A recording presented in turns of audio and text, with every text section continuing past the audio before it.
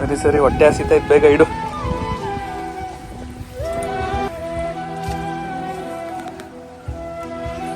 ನಿಮ್ಮಪ್ಪ ಇನ್ನು ಕರಿಲ್ಲ ಮಗ. ಅಲ್ಲ ಅವ್ರೆ, ನೀನೇ ಕರಿ. ಓ ಮಾವ, ಬಾರೋಟು ಉಂಡಿವಂತೆ.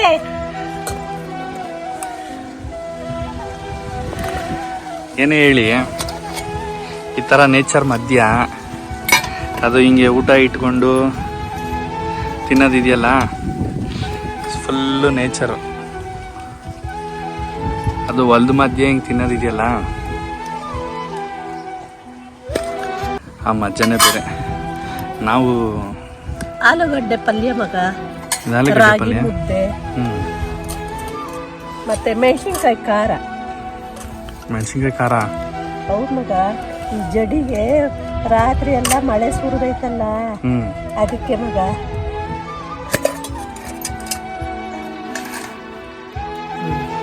ಸಾಕವು ನೋಡ್ರಿ. ರಾಗಿ ಮುದ್ದೆ, ಒಂದೆರಡು ಕೈಗೆ ನೀರು ಹಾಕಿಲಿ.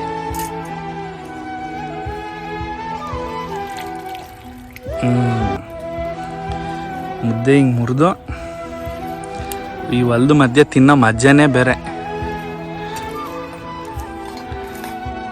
ಮಾಡಿ ಹಿಂಗೆ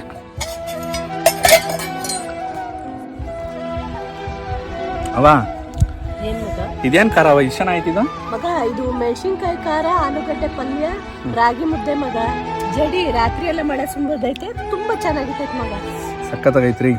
ಅದು ಈ ನೇಚರ್ ಮಧ್ಯೆ ಇದೆಲ್ಲ, ಹಿಂಗೆಲ್ಲ ತೋಟದ ಮಧ್ಯೆ ಹೆಂಗೆ ಕುತ್ಕೊಂಡು ತಿನ್ನೋದಿದೆಯಲ್ಲ, ಇದೇ ಚಂದ ನೋಡಿ.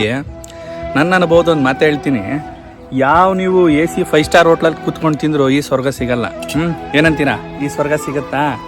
ಕೋಟಿ ಇದ್ರು ನೆಮ್ಮದಿ ಇರಬೇಕು ಅಂತೀರಾ. ಏನಂತೀರಾ? ನಮ್ಮೂರೇ ಚಂದ, ನಮ್ಮೂಟ ಇನ್ನೂ ಚಂದ ನೋಡಿ. ಫುಲ್ಲು ನೇಚರು, ತೋಟ. ಇನ್ನೊಂದು ಏನು ಅಂದರೆ, ತೋಟದ ಹತ್ರ ಊಟ ಮಾಡಿದ್ರೆ ಏನು ಪ್ಲಸ್ ಪಾಯಿಂಟು ಅಂದರೆ, ಊಟಕ್ಕೆ ಉಪ್ಪು ಹುಳಿ ಖಾರ ಇಲ್ದಿದ್ರು ಮಸ್ತಾಗಿರ್ತದೆ. ಫೀಲ್ ಮಾಡಬೇಕು. ಊಟ ಮಾತ್ರ ಸಕ್ಕತ್ತಾಯ್ತವ. ಏನು ಹೇಳ್ತೀವ? ಹ್ಞೂ ಮಗ, ಹಳ್ಳಿ ಊಟ ಚಂದ, ಒಳ್ಳೆ ಮಾತ್ ಚಂದ ಅಂತ ನಮ್ಮ ಹಿರಿಕರು ಅಷ್ಟಕ್ಕಿಂತ ಹೇಳವ್ರೆ. ನಮ್ಮ ಮುದ್ದು ನವ.